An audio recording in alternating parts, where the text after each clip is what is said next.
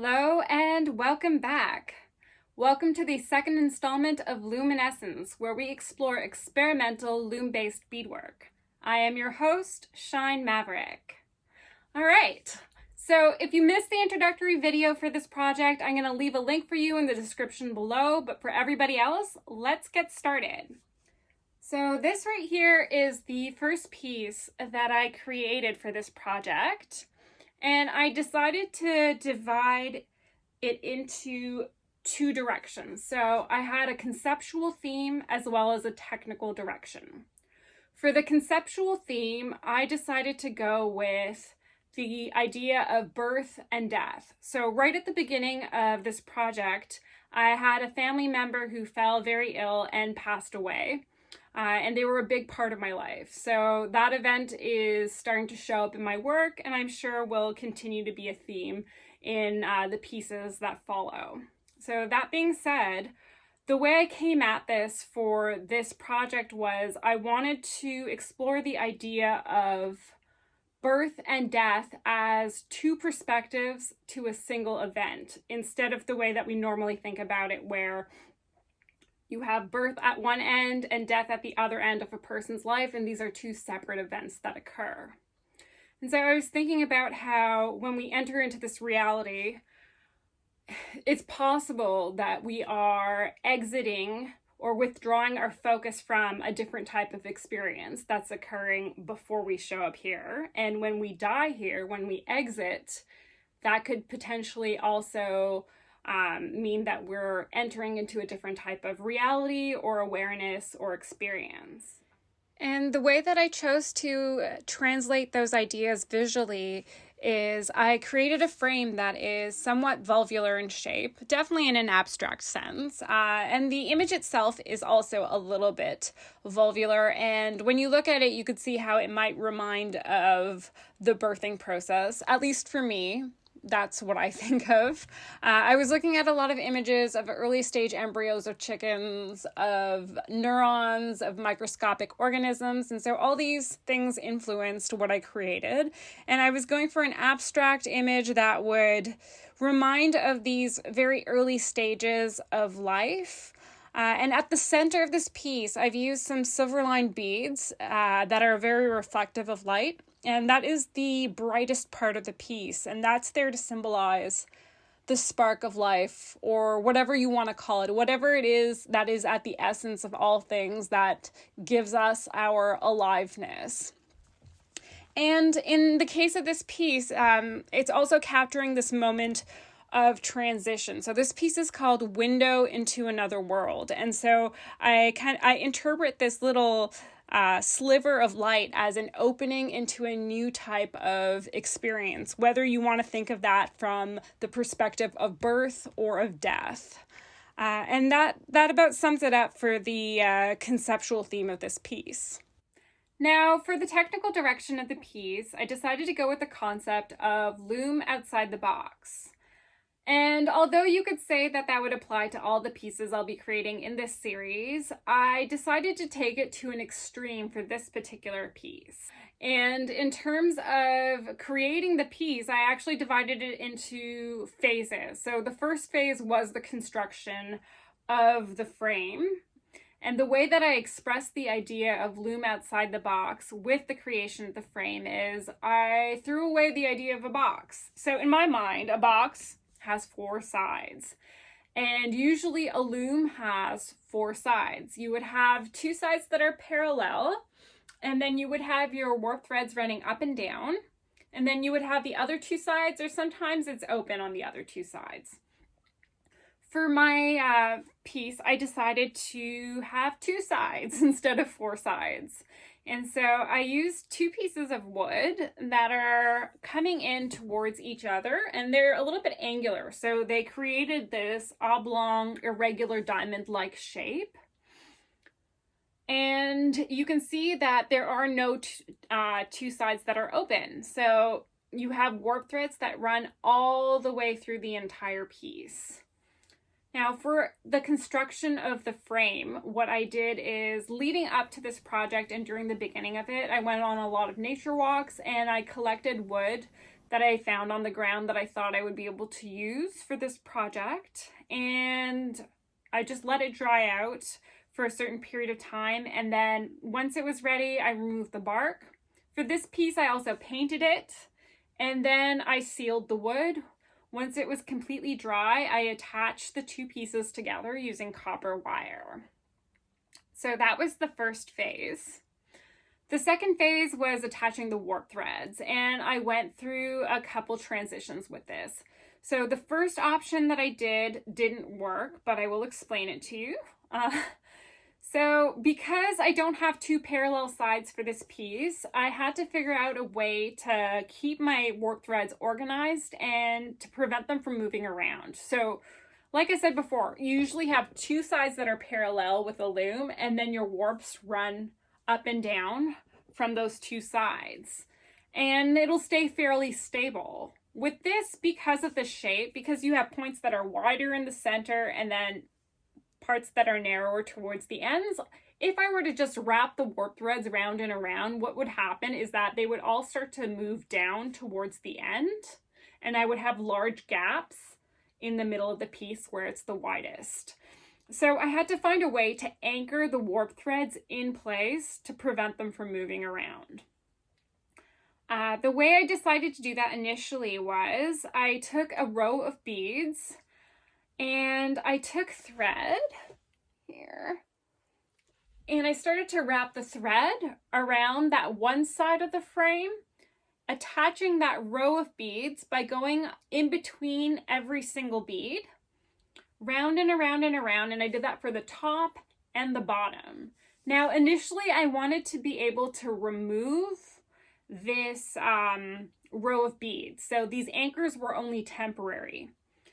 And I started to loom on that piece, and eventually, after I'd done a few rows, I decided to take off those anchor beads, which was a bad idea. Like, I was looming around the outer edge, around the perimeter of the piece. And so I thought once I had a few rows that maybe it would hold those warp threads in place. But of course it didn't. And so all my warp threads starting to shift. It started to get messy. And because I knew I wanted to loom right up until the edge, I knew it wasn't going to work because all my beads were starting to get squished and pushed towards the center line. So I had to tear all of that out. And I started the process again of attaching the warp threads. So the initial part of the idea was successful in using that row of beads as anchors. So this time I did it with the intention of making that a permanent part of the piece. So I went with the color that I was going to use for the first row of beads anyways. And I used those as my anchors. So again, I took a row of beads, I wrapped a thread around that row and around the frame again and again and again, going in between each bead. And I did that for the top and the bottom. And then I went through, and this time for the warp threads, I didn't put it around the frame. I just went and sewed them into the beads. So I went in one bead and then down to the other end of the frame, in one bead, back up. And so it looked like I was going in and out of every other bead, either on the top or the bottom. And I did this for the whole way through. And I only used one thread to create the warp threads. Because this piece was relatively small, it was manageable, and the advantage of that is that it's easier to adjust the tension when you only have one thread going through. And I didn't tie them off completely. When I was actually applying the beads, I was able to adjust the tension if I needed to, because I hadn't tied them off permanently. I had only tied them in a way where I could open it if I needed to. All right, so that takes us to the third phase, which was the actual beading part. Okay, so here we have a diagram of the warp threads, and below that you can see these faint markings of where the beads would go. Now when we're sewing the beads onto the warp threads, the usual pattern that we would use is where we have our thread and we have one end of our thread, which is the loose end, that doesn't go into the piece until we're ready to tie it off. And then we would only have one working end, which is what we would use to load all the beads on. And then once we had gotten to the other end of the piece, then we would turn around and use that same thread to sew the beads on by going back through them on the other side of the warp thread. Okay, so we would have to put on all the beads and then we could turn around and sew them on. Now, that is one of the main limitations of this method, which is why I chose not to use it for the piece that I was creating. So because I knew that this method was not going to be ideal for me, I had to figure out another way to sew my beads on. So what I did is I took my thread and I found the midpoint, and that's where I started loading all the beads on, like so. And then at this point, instead of using this end of the thread to sew the beads on, I actually took the other end and also used it as a working end, and I sewed the beads on by going on the other side of the warp threads with that other thread. And I continued doing that row after row. And the advantage of this for me was it created a different pattern, which was the pattern that I wanted. It allowed me to move in a circular motion, and I'll demonstrate how I did that in the next part of the video. But if I only wanted to sew on 4 or 5 beads at a time, I had that option with this method. Now, because the loom that I built was very irregular in shape, it was much easier for me to have the option of loading on a few beads and then sewing them on, instead of having to do an entire row before I could sew them on, which would have been the case with the initial method that I demonstrated up here. Here I have a painting of the first piece that I did, and I've gone ahead and made some warp threads just so that you can understand the direction that I'm sewing the beads on. So earlier we talked about the 2 different methods, not the only 2, but these are just 2 of the possibilities. The traditional method, where we have one loose end that's not used to apply the beads, and then you have the one working end. Now, with this method, the issue that I had was that I would have to load, oh, sorry, that's a cat.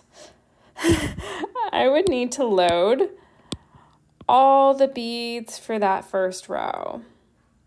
Only once I got to the other end would I then be able to turn around and sew those beads on. Now that means if I got one bead too many or one not enough at any point in this piece, especially when I'm starting out, it would be easy to accidentally do that. I would have to tear out the entire row to fix that mistake, and that would not be ideal. The other issue I had with this is that it wouldn't allow me to move in a circular motion, because by the time I finished sewing that first row on, I would be back to my starting point. Now, from this point, I could either do a second row that would go below the first row, or I could do a second row that went around the bottom of the piece, like so. And then I could alternate. I could go back and do another row on the top, and then come back and do another row on the bottom. Now, this pattern, there's nothing wrong with that. It just wasn't what I wanted. I wanted to be able to move in a circular spiral motion going in towards the center. So that was another reason I did not choose to use this method. So let's choose a different color, and now I'll show you what I did. So I used both ends of the thread from the midpoint, and then I just sewed on a few beads at a time, which meant that if I made any mistakes, they were much easier to correct. And I just kept working in one fluid motion. So once I got to the end, I just kept going along the bottom and started to go in a spiral like so.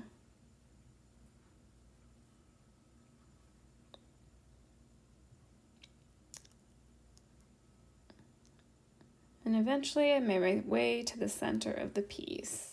So I was able to employ this technique and I was able to go around in this spiral-like motion. There were times because of the shape of the frame where I had to go back in through the row of beads a little bit before I could continue on my journey, but overall the technique did work. Because this was an irregular shaped piece, I did have the issue where sometimes I would have gaps because my beads were just too large to put into the smaller spaces. When I was finished doing the piece, more or less, I decided to go back into those little gaps and attach smaller beads if I had them in that color. So I used delicas in some places. I also did have some issues with the widest parts of the piece, especially where the wood is curved. I had difficulty anchoring the beads, that initial row of beads into there.